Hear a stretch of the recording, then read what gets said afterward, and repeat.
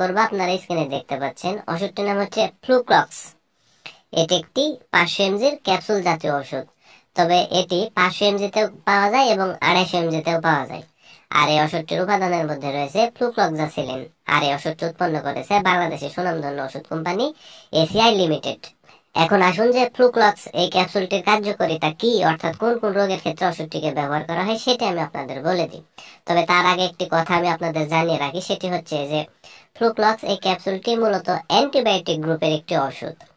আর এই ওষুধটির কার্যকারিতা বলতে গেলে ত্বকের সংক্রমণে ওষুধটিকে ব্যবহার করা হয়।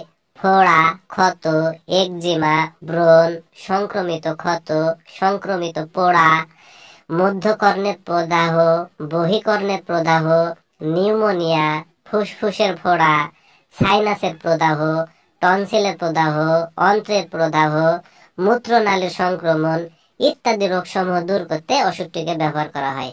আমি এক কথাতে যদি বলতে যাই তাহলে শারীরিক যে কোনো ধরনের রোগ যেখানে জীবাণু দ্বারা ইনফেকশন আছে, সেই ইনফেকশন জনিত রোগগুলো দূর করতে মূলত এই ওষুধটিকে ব্যবহার করা হয়।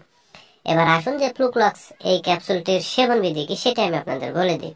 তো ওষুধটির সেবন বিধি বলতে গেলে বিশেষ করে যারা প্রাপ্তবয়স্ক তাদের ক্ষেত্রে 250 mg অথবা 500 mg একটি করে ক্যাপসুল 6 ঘন্টা পর পর সেবন করতে হবে 7 থেকে 10 দিন। আর পেনিসিলিনের প্রতি যে সকল রোগীদের অত্যন্ত সংবেদনশীলতা রয়েছে সেই সকল রোগীরা কিন্তু ফ্লুক্লক্স এই ক্যাপসুলটি সেবন করতে পারবে না।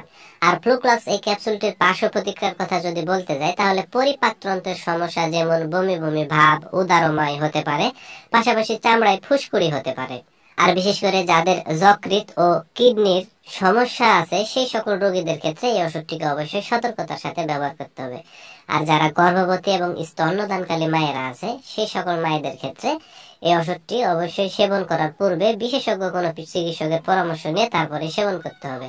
আর ফ্লুক্লক্স 500 mg এই ক্যাপসুলটি বাংলাদেশের যে কোনো ফার্মেসিতে বা ওষুধের দোকানে যদি একটু খোঁজ খবর নেন অতি সহজেই আপনারা পেয়ে যাবেন। আর বন্ধুরা, যাদের বিভিন্ন ধরনের শারীরিক বিভিন্ন ধরনের রোগ আছে, বিশেষ করে ইনফেকশন জনিত কারণে যে রোগগুলো হয় সেই রোগগুলো দূর করতে আপনারা বিশেষজ্ঞ চিকিৎসকের সাথে পরামর্শ করে এই ক্যাপসুলটি ট্রাই করে দেখতে পারেন। ইনশাল্লাহ ভালো রেজাল্ট কিন্তু এখান থেকে আপনারা পেয়ে যাবেন। তো বন্ধুরা, এই ভিডিও দেখে যদি আপনাদের এতটুকু ভালো লেগে থাকে বা এতটুকু যদি কাজে এসে থাকে তাহলে অবশ্যই ভিডিওতে একটি লাইক করে দিবেন, পাশাপাশি এই চ্যানেলটি সাবস্ক্রাইব করে দিবেন। ধন্যবাদ সবাইকে।